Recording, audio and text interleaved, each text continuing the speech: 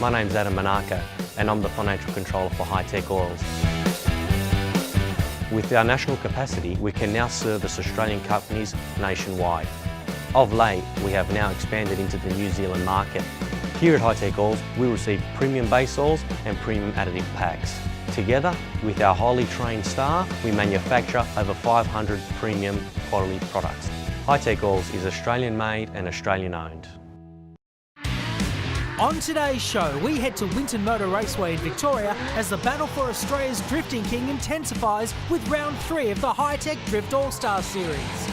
Then we head to Queensland Raceway for our continued round 3 coverage of the Swan Super Series, featuring all the major sports action. This is Speedweek.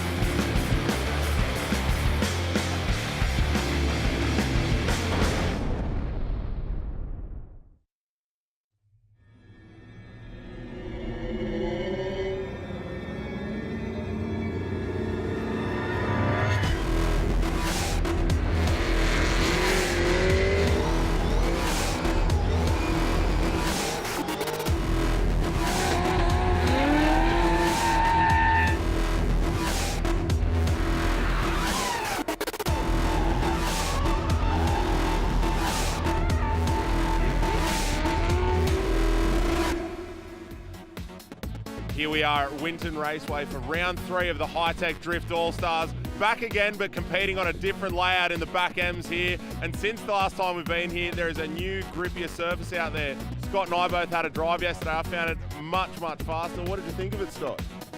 Yeah, it was really quick out there. I just jumped behind Schultz's car and had a little steer and rode on radial tyres, and the speed you're getting through that first sweeper is pretty cool, so I can't wait to see what the boys do today. There's going to be plenty of action, plenty of tyre smoke. It's a beautiful day here at Winton, so I can't wait to get into it. So Dan, we're here at Winton Raceway. Today the guys are going to be driving the back M's. What are the judges looking for on track, the clipping points, and what's the main things you guys want to see from the drivers? Yeah, Scott, look mate, it's a really good opportunity for us. We've never come and done this section of the track, so there's lots of new stuff. Obviously the Victorians are going to have a nice little bonus. They've been here, they've driven it lots. They were here a couple of weeks ago at their Matsuri. I guess the key thing for us is we're looking to see how these guys are dealing with this grip. This track's just been resurfaced recently. It's a really, really crappy trick. You saw it when the supercars were here, and now you're seeing it when we're here. The guys are just taking grip out of grip. So the first initiation as they go through Winton's turn 5 or our turn 1 is going to be an initiation zone midway through the turn. There's a set of cones there in the start line. They're going to run up to that, and we want to see them initiate into that. It'll be a clutch kick we want to see, but we want to see definite sideways, and then from there on right through the S's and to the outer zone that we've set up, it's going to be a big commitment section. When they get to that zone, it's a big and long zone. We want them to get lots of angle in, dial it in, and fill that whole zone all the way through.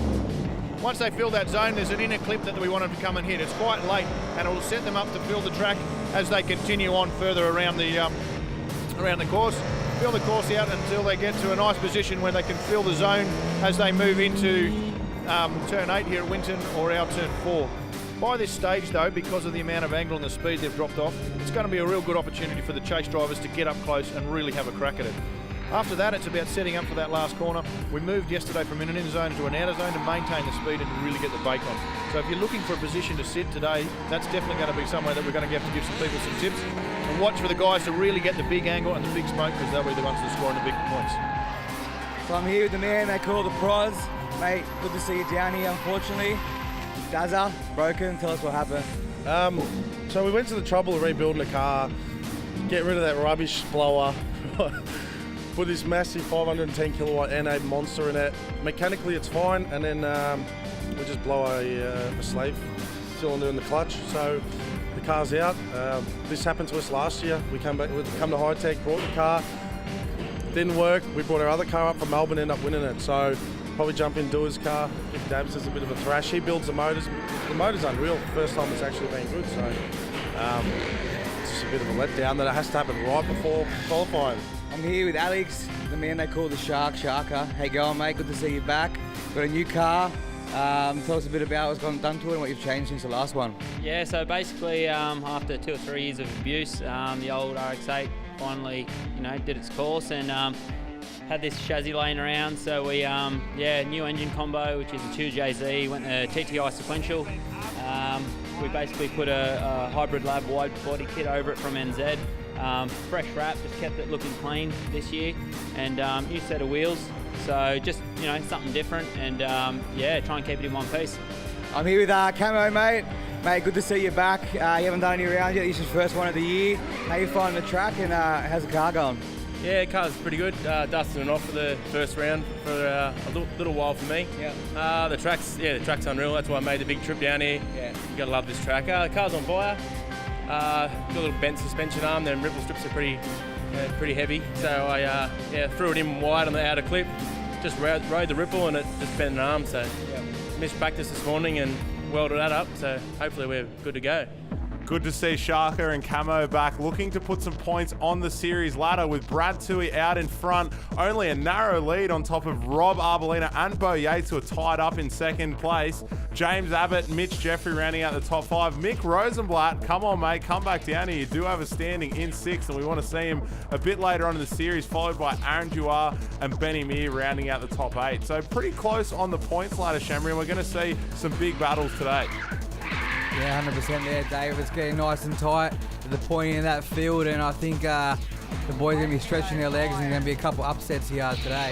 There's definitely some leg stretching on that back M section at Winton, and one of the locals, Mo El Hooley, qualifying in 3rd with a mean run in that Turbo LS S13, and what a noise it makes. Oh, just listen to that Tim Cook. Next up, Mitchell Jeffries in 2nd, just back from a trip to Japan, absolutely slaying tyres out there. Yeah, he was real quick, got to really put that power down, but the speed man and the guy to watch is Bo Yates. #1 qualifier again and again, and going back to Winton did not disappoint. That 8.6 was absolutely blazing, and there he goes, a 95, not much room for improvement there. 6 or so points down to 2nd and 3rd place qualifiers who were tied. Michael Prosnik just missing out on the top 3 there, and man, did he have a good run as well. Camo Moat, Gav Edwards, Brad Toohey, and then Rob Arbolino just in there, but really, our top 8 is only separated by 10 points, so it's going to be tight in the battles, and even tighter with Bo Yates out with what looks like a bit of a mechanical issue, making some clunking noises as it comes around past the judges' tower. That could potentially be our top qualifier out for the weekend. Let's head down to the pit garages to hear from the man himself and see what's going on in the back of that 8.6. Here with Bo the show, mate. I was here to talk to you about your top qualifier. Killer run out there. Unfortunately, just went out for some battle practice and diff's gone. Yeah, it's always the way, isn't it? I think I was 6 points clear in qualifying, so to qualify with a 95 or something, the car, to tell you the truth, I felt very confident this weekend, and I said to the boys at the start of the weekend, I've actually got a diff on order down there at Toyota. It arrived on Friday, but we left on Thursday to come here racing. So unfortunately, I've just broken it out there in battle practice. We're just running up and down pit lane to see if we can get a spare one. And we'll see what we can do, mate. So I'm not sure if we're even going to make the top 16. Unfortunately, Bo not getting back out on track, and because of that and the size of the field, there were a few buys in the top 24. Now, the first battle we're going to see here is Catherine May up against Michael Bonney. Both of these drivers locals and quite familiar with Winton, and Catherine especially really clean out in both the lead and the chase position, making a very clean line there with Michael Bonney struggling a little bit with speed and getting knocked out. Yeah, as we jump on board here with the return of the Shark in the chase run with Finney O'Hara in the lead. Finney pulling down a killer run. Unfortunately, had a few gremlins in practice, and they followed him back out in the top 24. Another one of the El Hooley brothers now in that turbo LS 8.6. Really, these two cars put out some crazy noise, followed by Josh Kelly, who's had the gearbox in and out of that car about 4 times this weekend across 3 clutches. Massive dramas, not getting in the practice that he would have wanted, and otherwise a really strong driver, but just that lack of seat time this weekend on that new sticky surface of Winton gave him a few issues. So after that, that's where we ended up in the top 16. Bo Yates, we know, is knocked out, so Catherine May going through there. Rob Arbolino against Aaron Duar. Michael Prosnik up against Anthony Billick. Cameron Mode and Warwick Hill. Mitch Jeffrey and Alex Shaka. Brad Toohey, James Abbott, Mo El Hooley up against Kadar El Hooley, the brothers battle, and Gavin Edwards up against Benny Meir, the battle of the LS V8s. Very good one. Jumping on board with Wazza Hill, just destroying that 2J on the limbs. Yeah, pumping the thing full of boost, and out through that warm-up zone, keen to warm up the tyres. Yeah, and as we go off, we're going to have Aaron Duar lead off with Robert Bellino in the chase is going to be a good one to see. Aaron Jawar really getting that car dialed in this season and getting a lot more aggressive than Rob, a championship contender. Not going to let it go away from here as we come through the first sweeper. I know both of these drivers were foaming for a chance at the podium this weekend, so a little bit unfortunate that two very high-level drivers have come up against each other straight away in the top 16. They're both going to be working for it. Jawar pulling away in a little bit in that front gap there, but then dragging a wheel through the dirt on the inside clip, just going that little bit narrow. So hard one to call there. As much as Rob Arbolino was left behind a little bit in terms of speed, it was a very clean run in the chase. Yeah, 100%. As we watch this replay, we go back through. As you can see here, Jawar starts to pull a little bit of a gap, has a little bit of a bubble against Rob, sort of causing him to slow down and then back on the gas and through in as we spin it around. Robert Bellino in the lead and Aaron Jawar in the chase. Nice early entry there through the sweeper. Plenty of cook coming out of those tyres of the 350Z.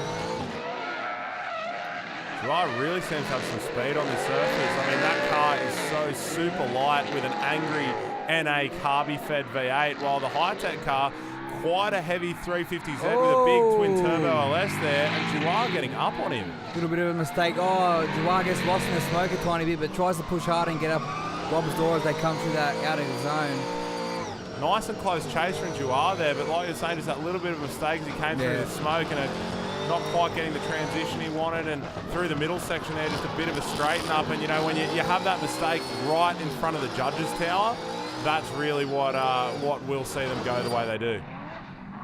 As we come to our second battle, Cameron Moe in the lead in that link 2JS15 against Warwick Hill in the Foreman's 2JZ BMW. Camo on song in practice and qualifying, very consistent. Warwick makes a mistake. Oh no, that's not going to be good for his points. Yeah, wasn't finding the inside ripple strip, then the outside ripple strip there, a couple of bobbles and straightens, but then back on it trying to chase down Cameron Moe. It's a really hard mistake to overcome when you do that at the beginning of your run, because your road speed is defined for the rest of the course by what sort of entry speed you're pulling off at the beginning. Managed to pull up nicely there, but Camo is just so fast on this layout. As we jump on with Wazza, as you can see here, coming through the sweeper, gets lost in the smoke, and unfortunately goes off track, comes out of drift, and it's going to be advantage Cameron Moe as they go into the second battle. Let's flip it around. Wazza in the lead, Moe in the chase. Nice early entry there on the sweeper. Camo, nice and tight through there. Oh, drops a small wheel.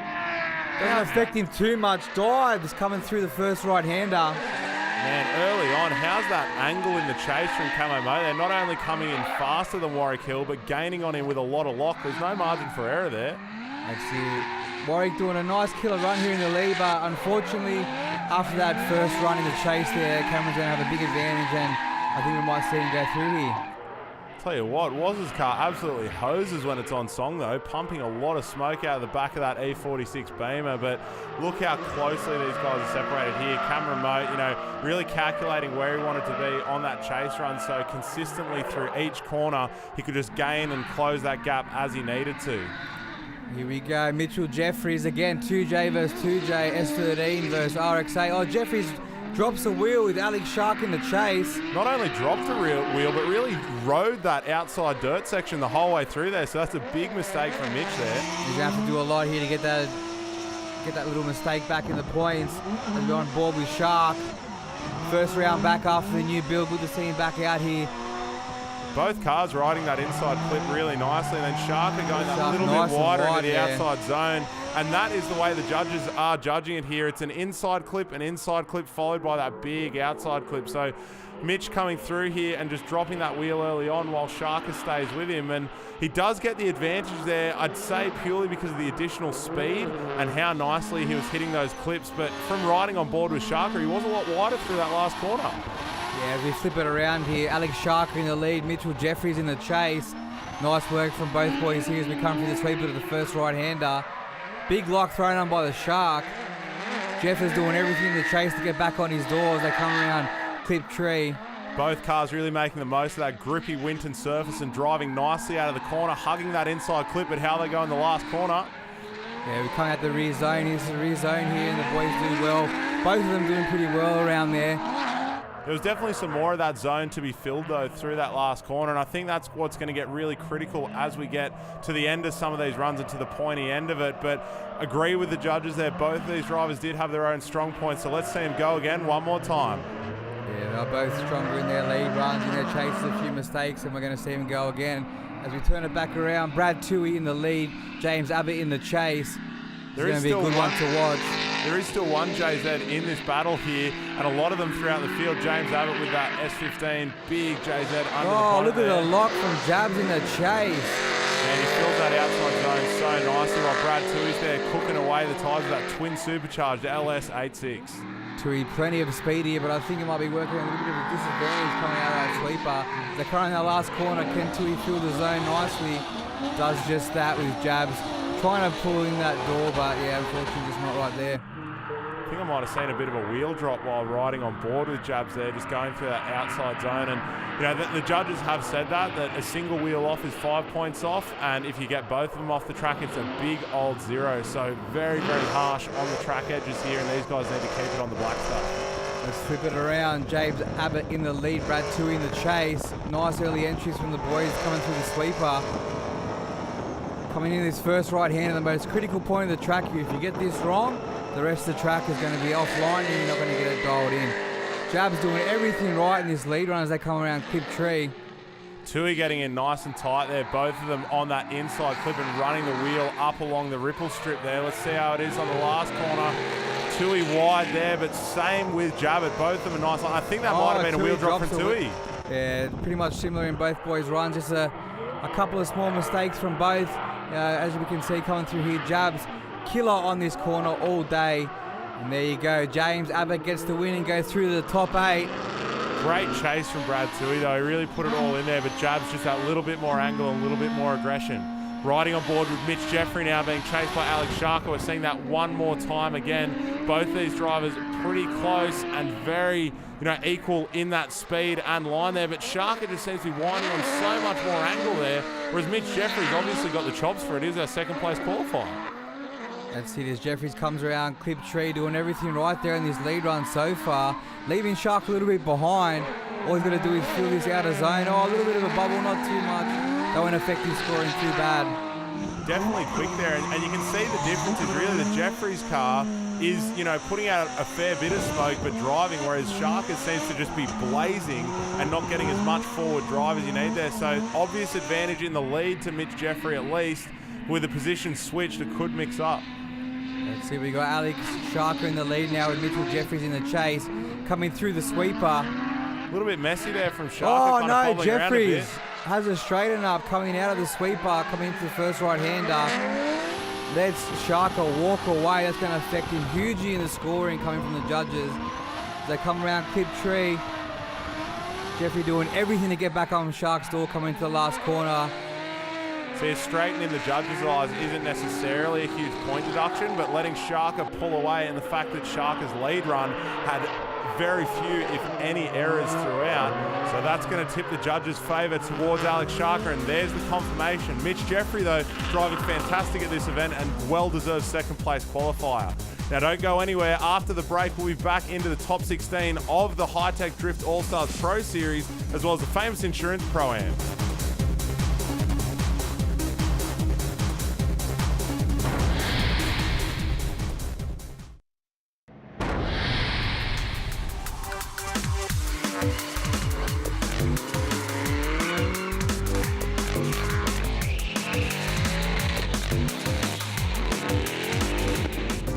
Welcome back to Winton Motor Raceway for round 3 of the Hi-Tec Oils Drift All-Stars. We're going to jump straight back into the Pro top 16. In the first battle we're going to see Gav Edwards up against Benny Meir. 2 V8 powered Nissan chassis, one of them with a big carby, one of them with that EFI late model LS. So sure to be a good battle as Race Control gets them ready on the line to leave.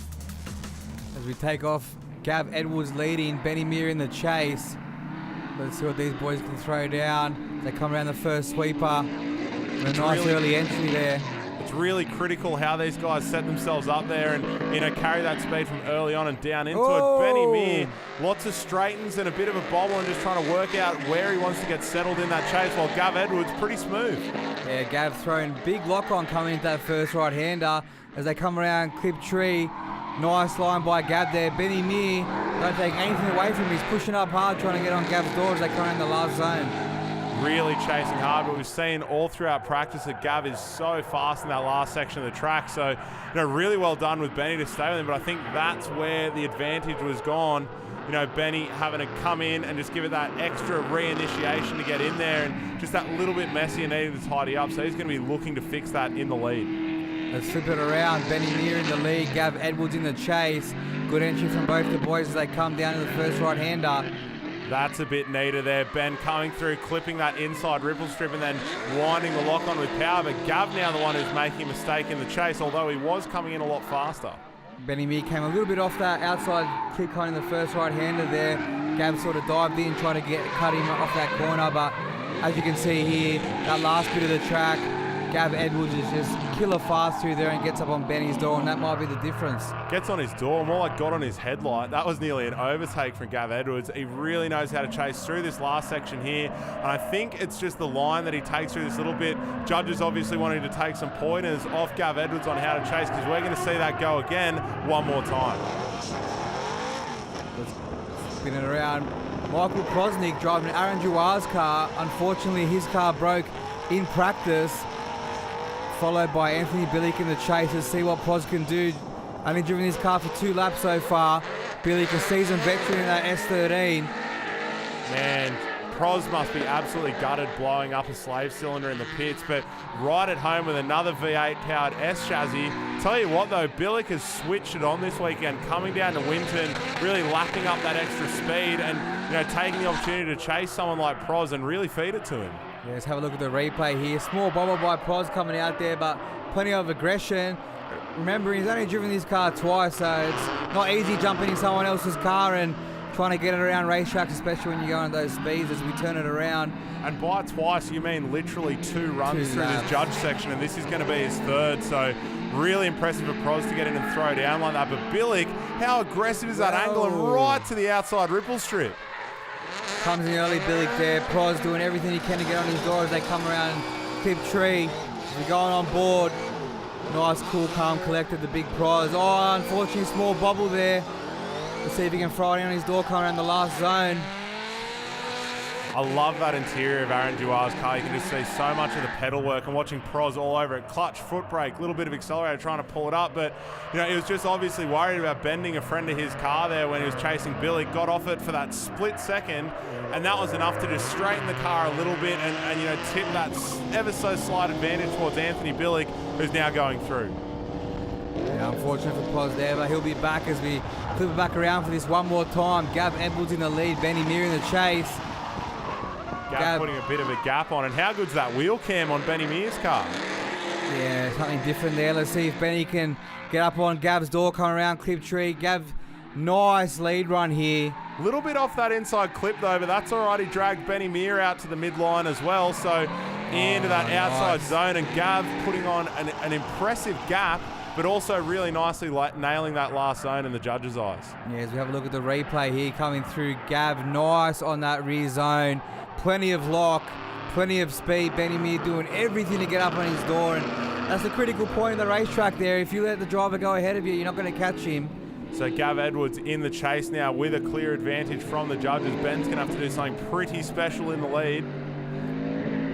Looking good so far. Critical corner. Good from both drivers. Plenty of lock, plenty of aggression.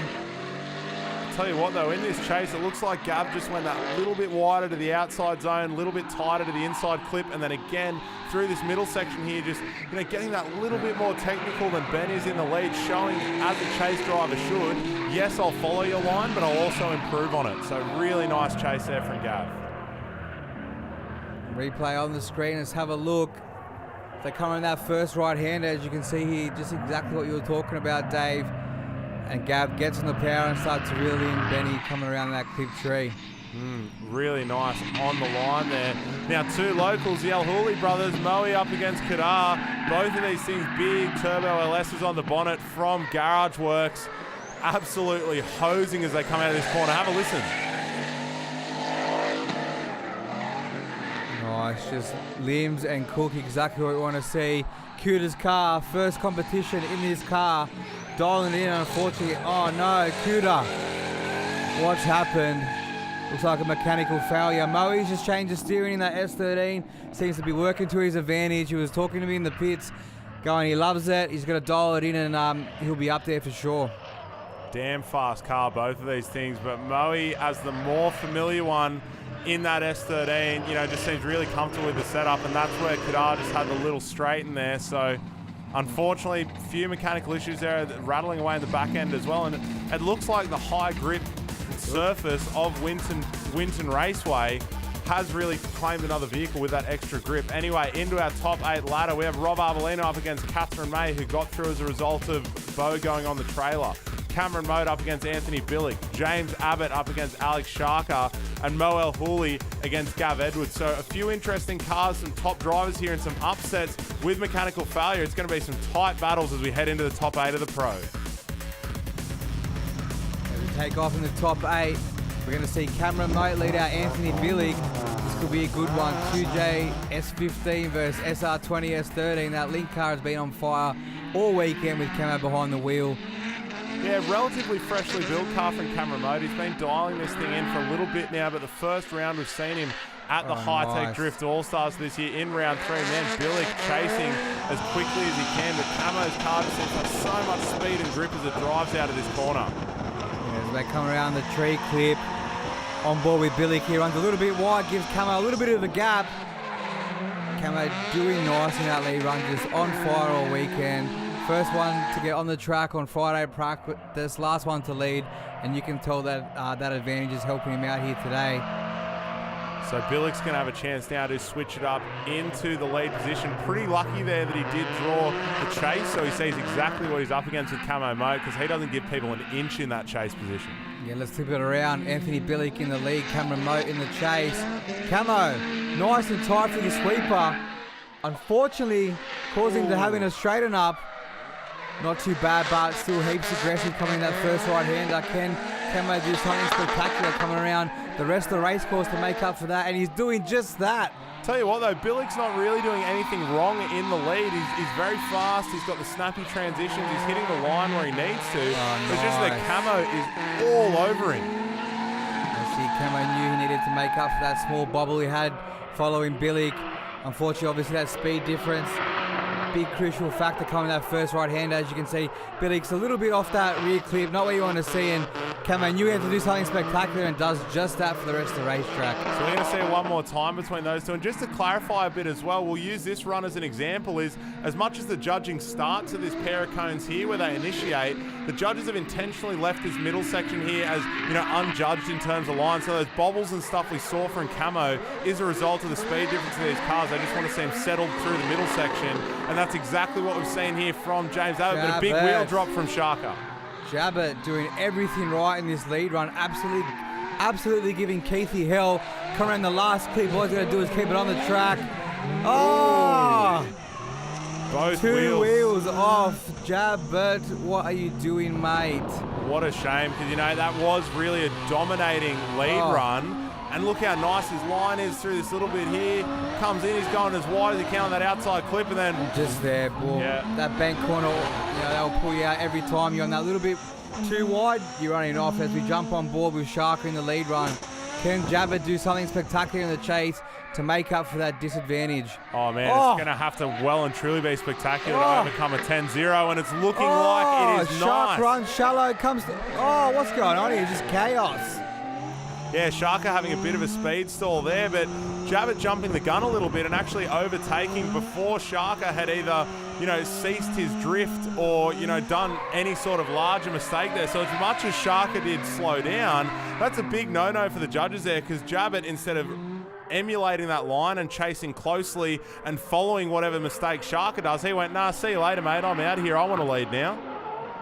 Yeah, Jab should have just sat back a little bit here, waited for Sharker to straighten up and pull out of the drift, and that would have been a 0-0, and would have seen him going one more time. Unfortunately, Sharker gets the win. It's hard when that red mist comes down. You just get overcome by it. He wanted to go fast, and that is exactly what he did. Battle of the V8s again here. We got Moe off.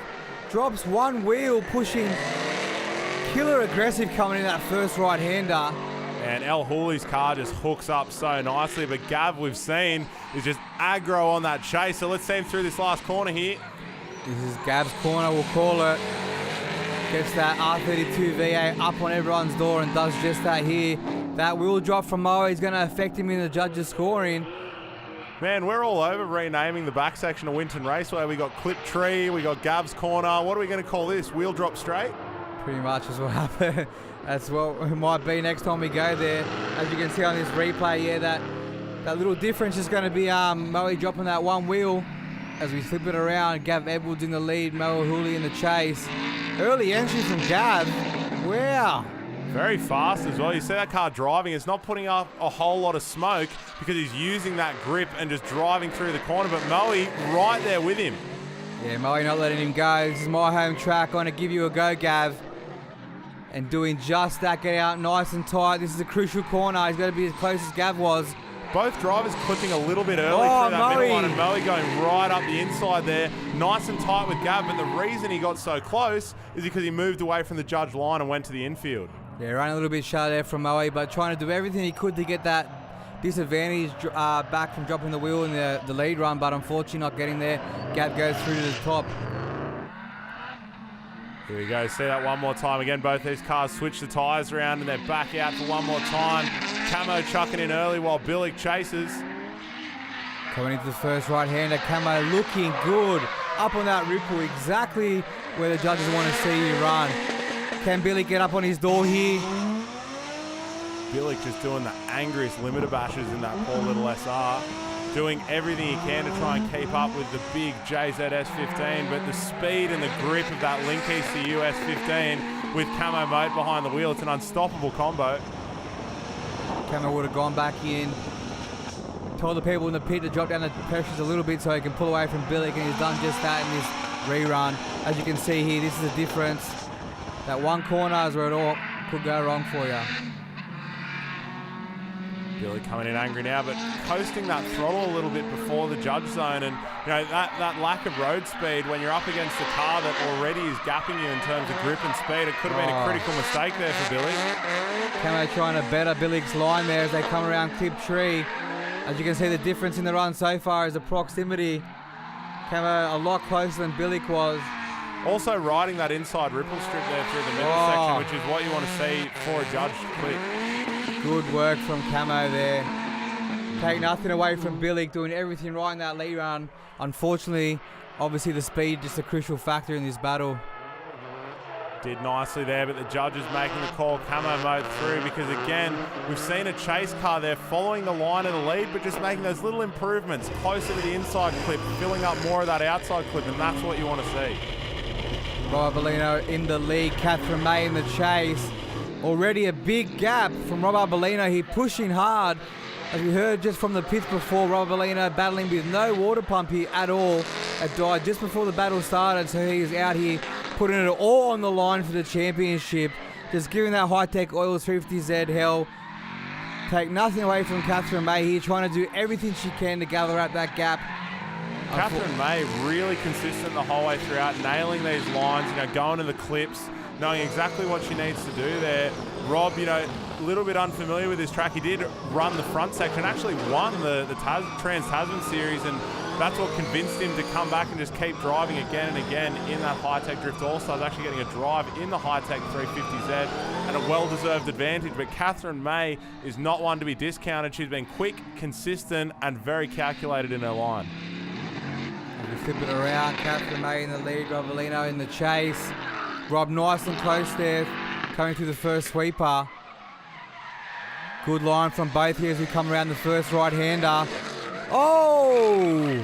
Seemed to just grip up a little bit there. I'm not sure what happened to Catherine. Maybe a little bit of a bog, and unfortunately picked the wrong gear maybe and sends Catherine off. she won't be happy. She's done well in the Pro-Am Series and the Pro Series this weekend already. Glad to see Arbolino just taking it really easy through the rest of the run there and letting that Turbo LS cool down. Or maybe he's just going to bounce it off limiter because he doesn't really care. Yeah, let's see. He's going to push hard for the Champo. With Bo and Brad both out, this is his chance to get some points up and get to the top of that ladder. As you can see here, Kat May, yep, a little bit of a bobble there, sends her off track. She's not happy. She's been trying hard all weekend. Good to see her out here. I think that could have been a little bit of intimidation of having the 350 right there with you, but what do? That's battles. And talking about battles, the top 4 up in front of you now. Rob Arbolino going to be going up against Cameron Moat. Alex Sharker up against Gav Edwards. I mean, outside of Rob Arbolino, none of these 3 are ranking in the top 8 on the championship ladder. And it's good to see them all back here, some familiar faces. We're going to head back into that top 4 and the Famous Insurance Pro-Am Series in a sec, but just a quick break. Don't go anywhere.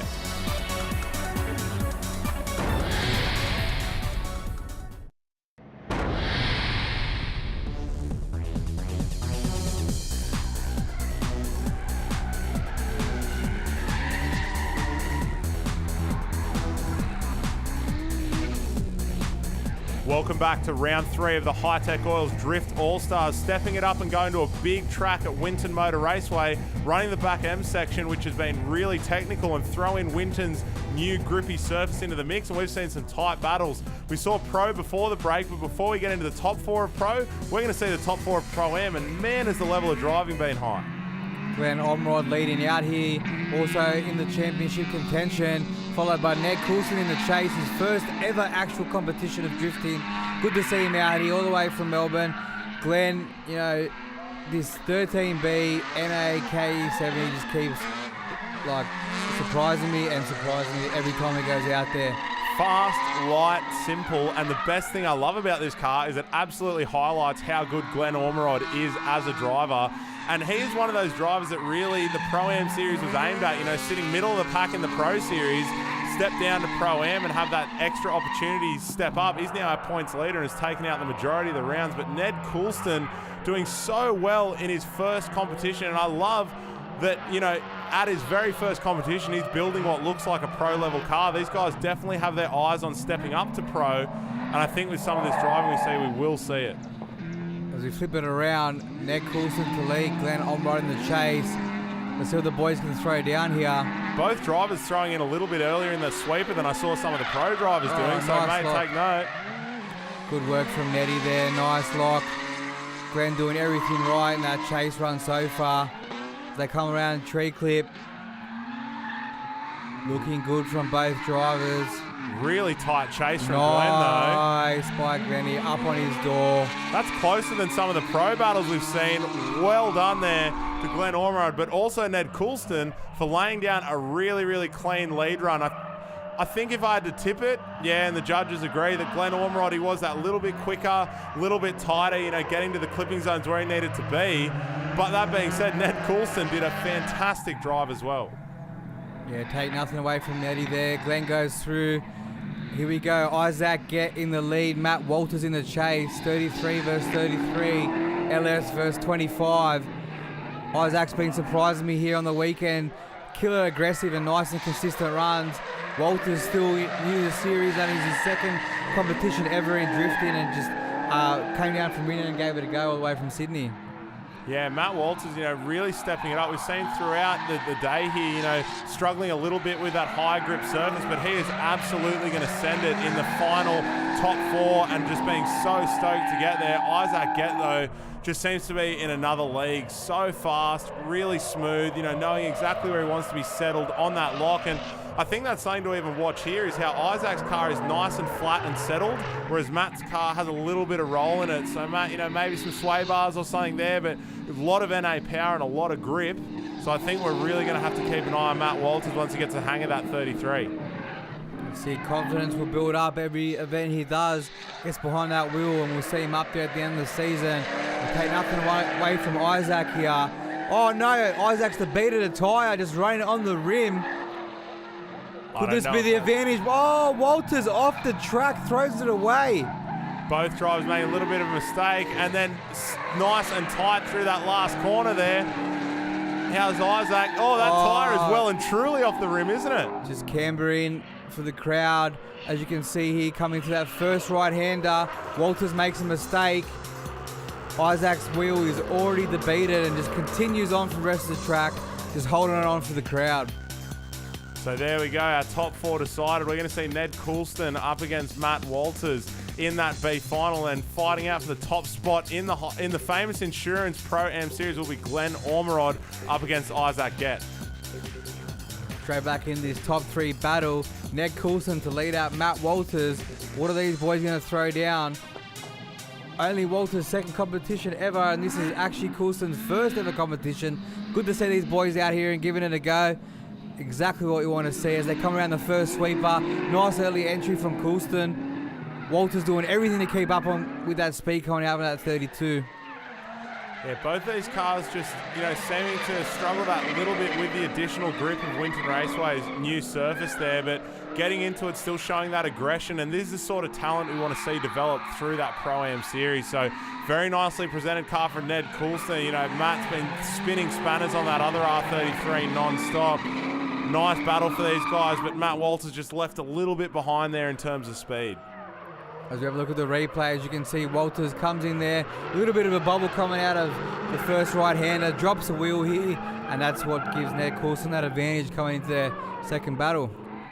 Still, position's going to switch, so that third place on the podium not quite decided yet, as Matt Walters now leads Ned Coulston. Oh, Coulston giving Walters a big gap. Could that work to his disadvantage here coming through the sweeper? Oh, Walters is off. Unfortunate there, just seemed to grip up that little bit, and then on throwing it back, just going that little bit wide again, and then touching that dirt. That really, when you go from a high grip surface to dirt, you get rocketed off pretty quick. Yeah, I think he knew it was a bit of a disadvantage after that first run. Just trying to do everything he could to get that advantage up on Ned coming through that first sweeper, and that little bit of extra speed killed him and sent him off the track. Tell you what though, that's the chase technique we want to see from Matt Walters through that last corner. He was nice and tight there against Ned. But judges agreeing that 4 wheels off the surface, there's not much you can do about that. And Ned Coulston earning himself a trophy in his first ever competitive drift event. Well done, mate. He'll be happy with that, and hopefully we see him down at round 4 in Sydney, making the trek down with a few Vic drivers, trying to throw down with the boys there in Sydney. Glenn Ormerod leads off. Isaac Gett in the chase in the final, the famous Pro-Am Series. Nice and aggressive entry there from Glenn Ormerod, but Isaac is right there with him. Oh, small wheel drop by Ormerod, keeps it on, max lock. Isaac doing well to keep on his door as they come around clip tree. Diving in nice here. How close do they get to that inside clip? Both drivers filling it up a little bit far off, so it's going to be on this last corner now. How wide do they go?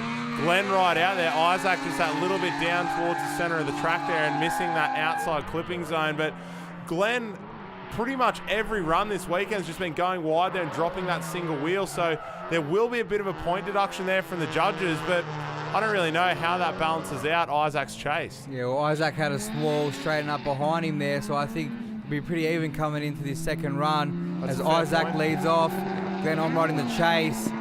What are these boys going to throw down? Nice from both so far. Isaac a little bit shallow off where the judges really want to see him, but and drops a wheel. Glenn reeling that line in as well and not quite going as wide. So with the wheel drop from Isaac, the advantage is well and truly now in Glenn's court. Just steering this little K as hard as he can. Attended one of our Hi-Tec Drift schools back in the day. I had him as one of my students, and my words were to him, mate, you are a natural, trying to get in a comp car. Next thing you know, he's out there, and good to see him out there. Him and his dad do a killer effort together, setting up that car, and he takes the win again. Tell you what, the pedal and wheel work from Glenn Ormerod really, it shows why he's on top of the famous Insurance Pro-Am Series. So following that, got himself a little bit of a lead over Warwick Hill.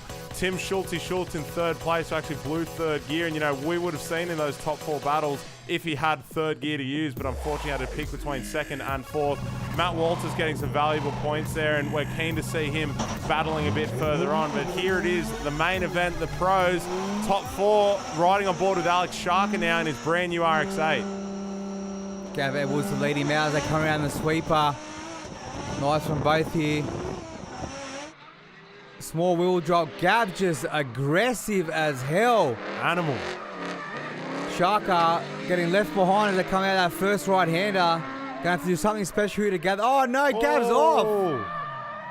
Gavin Edwards is off after looking so good for the first half of that run. I think I saw a little bit of fluid coming from underneath the car there as well, and a little bit of a trail leading off the track there. So possibly, either a coolant or oil leak there, putting something on the front tyres and losing that front end grip that Gav's come to rely on. So he'll be back around in the pits, but here we go, seeing our other top 4 battle, Cameron Moat up against Rob Arbolino. Looking good from both here so far. Camo just so much more aggressive on that angle there through that straight though, whereas Rob Arbolino rocketed through with a bit of speed and slowly wound the lock on instead of snapping out there like Camo did. Oh, Rob's off now as well. Unfortunately, that water pump just making engine temps, power steering temps, oil temps, just unbearable to be with under that engine bay. They'd be roasting under that bonnet, and Arbolino not lifting a single bit, so you can see there it's straightened him up, and there's the advantage to Camo Moat, but the positions will switch, and now it's Rob's turn to have a go in the lead. Yeah, we heard from the pits on his last battle, he was struggling with steering coming into the top 4. Obviously the electric water power steering pump is just getting way too hot, and he's off again. Well done from Camo to avoid that Acco. Yeah, very tight there. I think there might have even been a slight bit of contact. Who knows? But as you can see, Rob not really happy with how it's all unveiled in this top 4 battle. Obviously wanted to get those extra points for his championship crusade, but Camo doing everything right in that chase run, and unfortunately with the mechanical dramas, Rob's had, he still can be happy with it where he's finished today. And when you get to this high end of it, you really can tell that it is mechanical issues. I mean, the transition before where he went off this outside section here, you saw the whole front end of the car hop as he tried to weight transfer it and, get off the pedal and then get back on the power, but the wheel just wasn't going where he needed it to go, and that's what sent him wide. Let's hit the second battle of these two. Alex Sharker in the lead, Gavin Edwards in the chase to get in the final against Cameron Moat. Oh, small bobble there from the boys. Gav, throwing in really aggressive there and planning to hold that lock on, but possibly unsettled by the line that Sharker took. But Sharker filling up that outside clipping zone, so not quite sure what was happening with Gav there in the chase. I think Gav just had a little bit more speed coming through that sweeper, and knowing it is a 10-0 disadvantage, just trying to throw everything he can down and get those points or push Alex into a mistake. Unfortunately, didn't happen this time, but good work from both the boys out there. Judges confirming that Alex Sharker will be through battling out for the top step of the podium, while it's on Gav now to see if he can secure that third place battle. And man, so fast through that last section. So it will be Gavin Edwards up against Rob Arbolino, while the old Wee Slide teammates of Cameron Moat and Alex Sharker go up against each other in what I believe is their first face-off in the Hi-Tec Drift All-Stars, or at least in a battle in the finals. It's actually their first face-off ever in all the history of the events we've done together. They've never battled each other. Really? And it's good to see them back out there now in the final of this round 3 at Winton Raceway. It's always good to see friends driving together. I mean, one of my personal favourites from last year, or the majority of them really, were watching you and Jabbit go together, because when you see these drivers who are really familiar with each other, there's no backing off, there's no giving each other a gap. It's, I know what you're going to do here and I'm going to try to do it better. Yeah, we've been driving together for a long time, and our aim is to go out there and put on a show for the crowd, and exactly what these boys are doing here. Arbolino coming in hot. Nice and aggressive from both with mechanical dramas on the weekend, pushing these cars to the limit, just getting through to this top 3 battle. And there you can see Rob again just fighting with that steering, and Gav goes through, just got to finish his last lap off, hit that rear zone, and he'll be getting the advantage in his first run.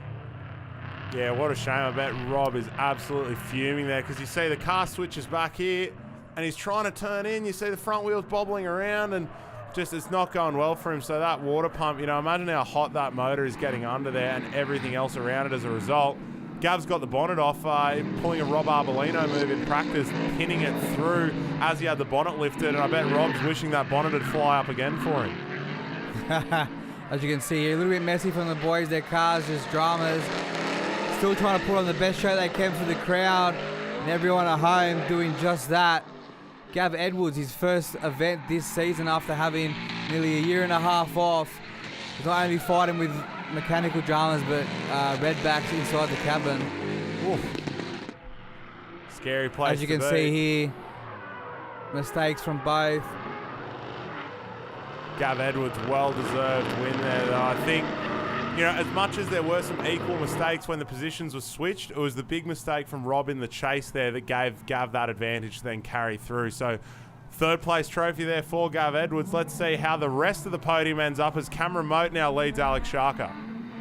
This guy came out to do it for Team Cam X. And the posies at work, mate. Nice entry around that sweeper. Plenty of cook and speed from Camo. Throwing it down in his final. Nice. Sharker's got to do something special coming out in his first right-hander. Yeah, Sharker is onto it now. You can see him just driving and blazing and trying to get up in there. But once that Link ECU S15 gets away, it's an insurmountable lead. It's just such a fast car that, all that rear end development and just general suspension development in that car is shining now because it's squatting back, it's driving, it's making the absolute most of this grippy surface. Very dodgy. You can see here exactly what the judge want to see. Out wide that ripple. Big lock, slowing the car down, on the power early and coming out to around that tree clip as we spin him around. Alex Sharker in the lead, Camo Moat in the chase. Nice and early on this hoover from both the boys. Strong wooder as well. Oh, Camo nice and tight on the Shark. Can he hold it through this first right hand up? Exactly what the judges want to see. Oh, Shark bobbling again on that corner. It's been hurting him all weekend there a little bit. Just maybe drop it down a gear next time we come out here and he might get a little bit more wheel speed coming out of that corner. I think as well, if you come in that little bit too deep there, you're just doing everything you can to not end up off the edge of the track. But, through that last section of it, both drivers obviously having a fantastic time. On the Hitachi replay here, though, you can see he's coming in fast and deep with a lot of lock. And then but boom. Then just not quite. He goes, oh, there's a track edge there. Oh, wind the lock on, get on the power. And it's just really hard to judge that line there when you make the mistakes early on. So now we've got our series standing with it decided. Rob Arbolino, because he did get through into that pointy end, getting that slight points lead over Brad Toohey, got knocked out early on, and Bo Yates, who was out with mechanical issues. Your boy James Abbott back there in fourth. Mitch Jeffrey, Aaron Jouar, Benny Meir, and Warwick Hill rounding out the top 8. But the man on the top step of the podium was Cameron Moat. I've been really busy and I'm just trying to set the car up before I take it to events and just have a go. So I've played around with a few things. Obviously, with the help of Link Engine Management, the car's on fire, so I can't complain. It's doing everything it's got to do. Consistency is the key in drifting, and with this Link Engine Management computer, it's just start and go, and that's the key, I think. Congratulations to Camo Moat coming in on the top step of the podium, and Glenn Ormerod maintaining his lead in the Famous Insurance Pro-Am. We're going to see these guys battling it out again back at the home of the Hi-Tec Drift Allstars, the Figure 8 at Sydney Motorsport Park, Saturday 30th of September. Be there. The winner's circle ripping it up out on the skid pan for some victory. Skids and Shembry, we've seen some tight battles in the series so far. What are you expecting for round 4? Can't wait for round 4 there, Dave. It's going to be killer. We've got some familiar faces back in the competition. We've got some new faces that's stepping up. Everyone's going to lay it down at round 4, so make sure you get down there because there's going to be plenty of action. Are we going to see someone new on that podium again, or are one of the top 3 going to get up there and keep that championship fight alive? We've seen some upsets right in the middle of the season, so it's going to be an interesting one and right down to the wire. Be sure to join us at Sydney Motorsport Park. See you next time. Coming up after the break, we head to Queensland Raceway as we continue our round 3 coverage of the Swan Super Series.